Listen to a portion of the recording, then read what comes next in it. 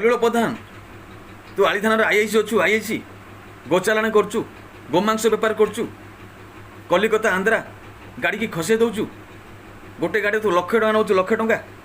ଏ ଆଳିରେ ଆଲୋଚନା କରୁଛନ୍ତି ଆଳି ଥାନାର ଆଇଆଇସି ସଲିଳ ପ୍ରଧାନ ଗୋଟିଏ ଗାଡ଼ିକି ଖସେଇ ଦେଉଛି, ଲକ୍ଷ ଟଙ୍କା ନେଉଛି, ଲକ୍ଷ ଟଙ୍କା। ମାସକୁ 10-12ଟା ଗାଡ଼ି ଖସଉଛି, ମାସକୁ 10-12 ଲକ୍ଷ ଟଙ୍କା କମାଉଛି। ସେ ପଇସା ତୋର ରହିବ?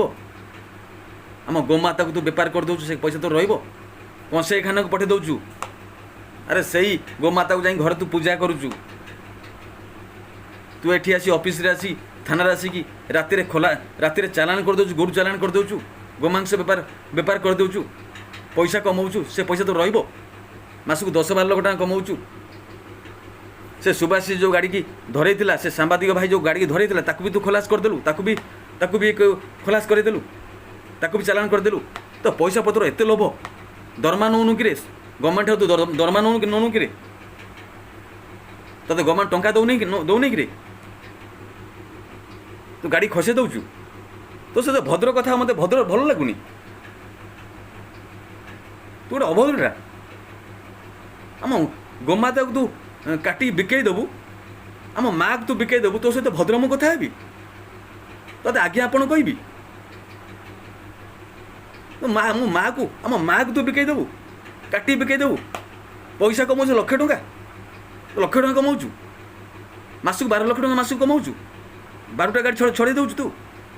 ତତେ ଲାଜ ଲାଗୁନି? ମାଆକୁ କାଟି ବିକି ଦେଉଛୁ।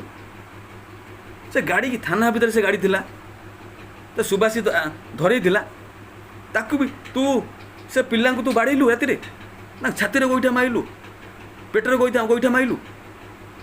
ସେ ପିଲା ଯଦି ମରିଯାଇଥାନ୍ତେ, ରାତିରେ ମରିଯାଇଥାନ୍ତେ। ସେ ଭଲ କାମ କଲେ, ଗାଡ଼ିକି ଧରେଇ ଦେଲେ। ଏ ମା ଆମର ଗୋମାତା କଂସେଇଖାନାକୁ ଯାଉଥିଲା, ଏମାନେ ଧରେଇ ଦେଲେ, ତାଙ୍କ ଛାତିକି ମାଇଲୁ, ତାଙ୍କ ପେଟକୁ ଗୋଇଠା ମାଇଲୁ।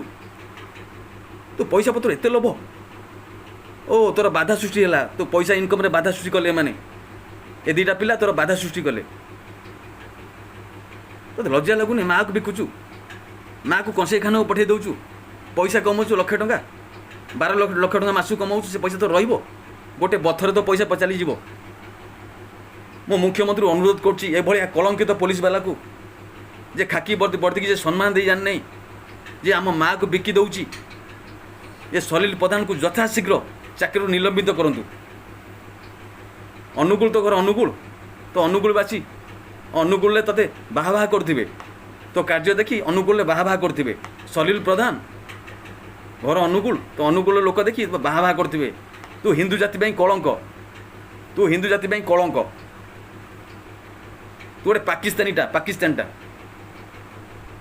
ଅନୁଗୁଳରେ ତତେ ବାହା କରୁଥିବେ। ସଲିଲ ପ୍ରଧାନ ଆଇଆଇସି ଆଳି ଥାନାର, ବହୁତ ଜଲ୍ଦି ତ ଚାକିରି ଚାଲିଯିବ ରେ, ବହୁତ ଜଲ୍ଦି ତ ଚାକିରି ଚାଲିଯିବ। ଅପେକ୍ଷା କର।